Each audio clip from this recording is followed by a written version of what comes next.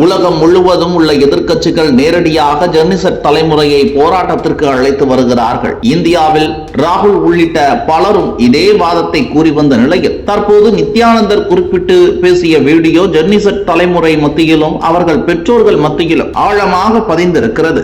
இன்னும் சொல்ல போனால் ஜென்னிசெட் போராட்டம் எல்லாம் எதற்கும் தீர்வாக அமையாது, அதெல்லாம் ஒரு பயனையும் கொடுக்காது. அந்த போராட்டம் நடந்த நாடுகளை பாருங்கள், என்ன நடக்கிறது என எளிய பாமர மக்களுக்கும் புரியும் மொழியில் நித்யானந்தர் சொன்ன வார்த்தைகள் இப்போது காட்டுத்தீயாக ஒவ்வொரு தமிழர்கள் மத்தியிலும் எழுந்திருக்கிறது. இதோ அந்த வீடியோ. நல்லவன் சமூக சூழலை சீரழிப்பதுதான் முதல் சட்டம் ஒழுங்கு சீர்கேடு. அளவில்லாத சாராயத்தை நார்மலைஸ் பண்றது. உடனே தூக்கிட்டு வந்துடாதீங்க, அந்த காலத்துல சாராயம் இல்லையா, மது இல்லையா, அப்ப அது நார்மலைஸ்டா இல்ல.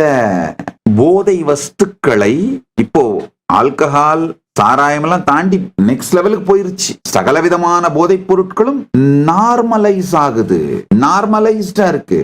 முதல்ல போதை வஸ்துக்கள், இரண்டாவது அளவுக்கு மீறிய மனிதனுடைய அட்டென்ஷனை எக்ஸ்ப்ளாய்ட் பண்ணி அவனை அடிமையாக வைத்திருக்கின்ற காமத்தை அடிப்படையாக வைத்த என்டர்டெயின்மெண்ட்ஸ் கம்ப்ளீட். வள்ளுவருடைய காமத்து பாலை படிச்சு பாருங்க, என்ன அருமையா. மலரை தொடாமலே மலரினுடைய வாசனை சார்ந்து மட்டுமே மொத்த காமத்துப்பாலையும் செய்து வைத்து விட்டார். காமத்துப்பாலினுடைய அறம் எந்த இடத்திலெல்லாம் பிழறலாம் தவறலாம் அப்படிங்கிற அந்த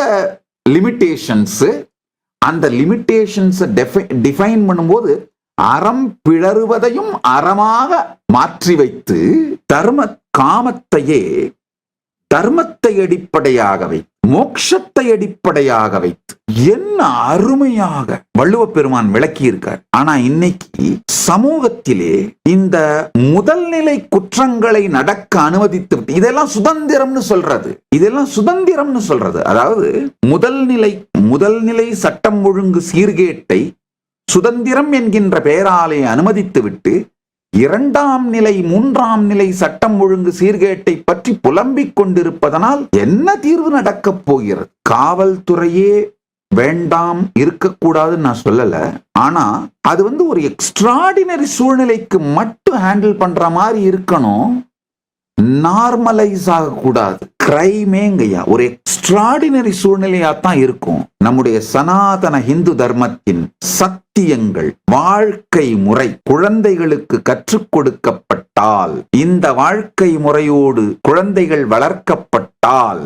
பாலி மாதிரி ஒரு கிரைம் ஃப்ரீ சொசைட்டியை நம்மளால உருவாக்க முடியும். அது ஒன்னும் சாத்தியமில்லைன்னா கிடையவே கிடையாது. பொலிட்டிக்கல் வில் இல்ல. அது மட்டும் இல்லாம அதை விட்டு ரொம்ப தூரம் விலகி போயிட்டோம். அதனால இப்ப தீர்வு என்னன்னா, ஜென்சி புரட்சிலாம் தீர்வு கிடையாதுங்கய்யா. அதான் உண்மை. ஜென்சி புரட்சி நடந்த நாடுகள் எல்லாம் பாருங்க, தேரை இழுத்து தெருவில் விட்டு ஓடி போயிட்டானுங்க. அவன் இருந்ததும் நாசமா போச்சு. இந்த ஜென்சி புரட்சியை கிளப்பி விட்டவங்க யாரோ அவங்களுக்கு சகாயமா உபயோகமாகுது. அதுக்கு மேல அதை நான் தொட விரும்பல. ஒரே தீர்வு என்னன்னா, ஆன்மீக வீழ்ச்சி.